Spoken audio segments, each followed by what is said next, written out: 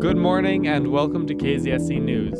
On today's broadcast, we have an update on the University of California's Office of the President, a hepatitis A outbreak in Monterey County, voices from last Saturday's Save Our Shores protest in Santa Cruz, and the University of California's Workers' Union protests on the UCSC campus.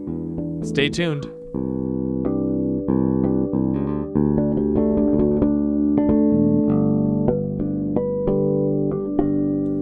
After last year's critical state audit of the University of California system, also known as the UC system, UC President Janet Napolitano is considering a restructuring of the UC Office of the President's UCOP expenditures. The Huron Consulting Group provided the Los Angeles Times with a copy of their report on the UCOP, which contained plans for cutting the UCOP's budget despite their few findings of wasteful spending. The Huron Group suggested two potential cutback plans. The more aggressive of the two calls for a cut of $50 million of $883 million and $110 of 1,790 jobs. The other asked for a more modest reduction of $42 million and 99 jobs. Governor Jerry Brown has pressured Napolitano to reduce spending, leaving some UC officials fearful Napolitano will make excessive changes merely to appease her critics. Apprehension to these upcoming cuts is understandable, as an attempt at similar downsizing 10 years ago led to many UC employees being laid off.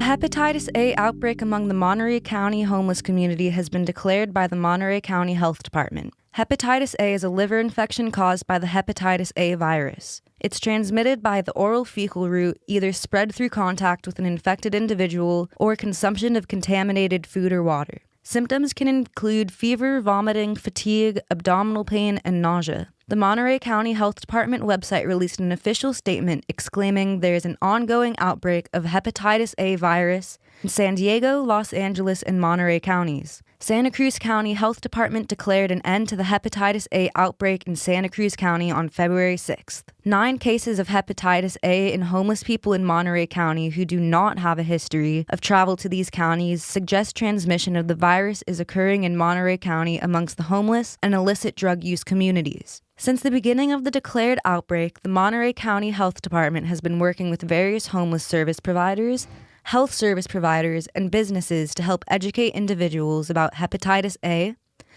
how to prevent it, and how to stop the outbreak. The Monterey County Health Department has released 4 basic strategies to help move towards the end of this hepatitis A outbreak. Their strategies are vaccinations, education, increasing hand hygiene, and disinfecting surfaces which are often used by the public. The Monterey Department of Health recommends that all health providers serving the homeless, injection drug users, international travelers, and incarcerated individuals seek opportunities to vaccinate their patients which fall into a high-risk category for contracting hepatitis A. If you're in Monterey County, stay safe, get a hepatitis A vaccination.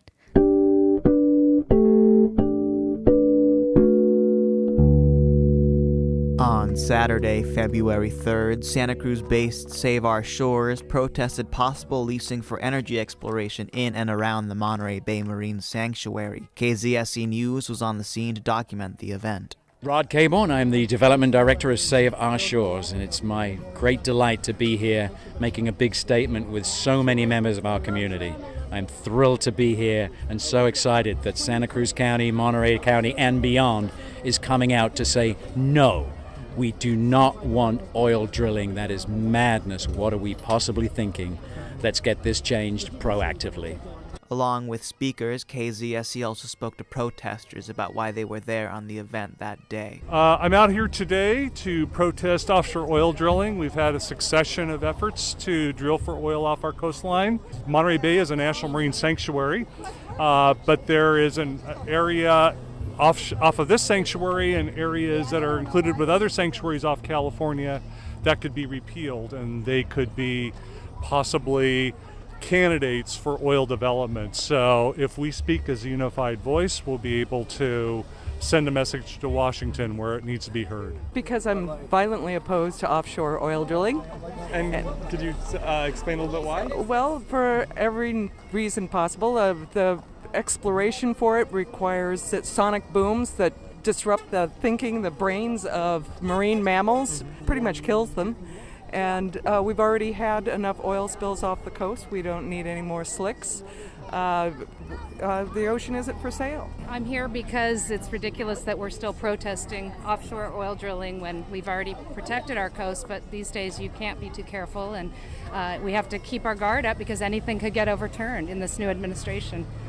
And oil doesn't make any sense off our coast. We're at high production of oil in our country. We don't need the oil, and that we've seen from Deepwater Horizon and other events how deadly oil spills can be not only to the biological life of the coast but to the economy of coastal environments, because so much of our economy is based on tourism and nobody wants to come to a beach covered with oil. Santa Cruz District Supervisor John Leopold, who was a speaker at the event, said this about the protest. It was people who came together to establish the Monterey Bay National Marine Sanctuary and to make sure that we have no oil wells off our coast today, and it will be people that will make the difference to make sure we have no oil wells off the coast in the future. KZSC asked Development Director of Save Our Shores Rod Caborn for final words on what the next steps of their organization would be. Where to from here? More of the same. Of course, we'll be petitioning. We're going to Sacramento directly on the 8th, and we'll just fight it all the way along until it simply goes away.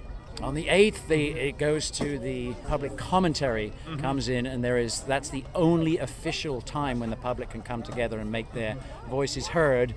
Unfortunately, it's within a 400-person auditorium, which certainly makes a statement in and of itself.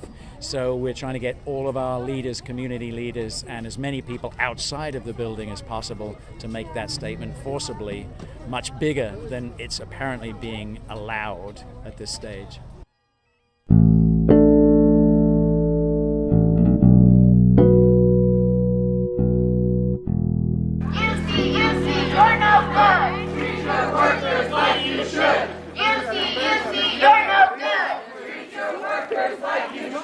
On February 1st, AFSCME 3299, the University of California's largest labor union, held rallies at UC campuses across the state, including in Santa Cruz. The February 1st rally marked 50 years since two Memphis, Tennessee sanitation workers were killed by a malfunctioning garbage compactor when they went in the back of the garbage truck to seek shelter from the rain. Here's AFSCME 3299 Communications Director John De Los Angeles. Their names were Eagle Cole and Robert Walker. And it was their deaths, and it's important to note that these two men were crushed in a garbage compactor. And it was their deaths that actually inspired workers to go on strike. And Dr. Martin Luther King actually was inspired to come down to Memphis and go on strike with these workers, but they went on strike against poor pay, unsafe working conditions, and outright racial inequality. And to bring it back to our workers and the issues that they deal with today, the reason why we picked February 1st to put on a peaceful labor and civil rights demonstration was to highlight the fact that 50 years later, our core issues are still poor pay, unsafe working conditions, and inequality. AFSCME 3299 is in the process of bargaining a contract for their workers. They are proposing wage increases, pension protection, affordable health care, and they are opposed to the university contracting out workers. I'm a gallery manager at Porter at the Cessna Art Gallery. I have two young children, a 3-year-old and a 9-year-old. I live in under 300 square feet downtown and carry 4 jobs. This is where we're at, people. This foundation at UCSC is completely fractured. This is broken. And it's up to you students to change this because they don't listen to me as staff. The UC would like the ability to enact emergency layoffs, and the UC proposes a 0% wage increase over the next contract period. Meanwhile, Santa Cruz continues to be one of the least affordable places to live in the country. AFSCME protesters said the workers were fighting for a living wage. The UCSC dining director Bill Prime says he wants to reach a contract as much as the workers do. Student speakers emphasized the importance of solidarity between students and workers. While students are facing tuition hikes and workers are receiving what they consider to be below living wages, UC Santa Cruz Chancellor Blumenthal and 7 other chancellors within the UC system received 3% raises this fall. I'm Emmett Levy. This is Devin. Thank you. And I'm Daniel Martinez. I'm Anna Rose. And I'm Ty Gehring. Thanks for tuning in to KZSC News. Tune in next week for another broadcast.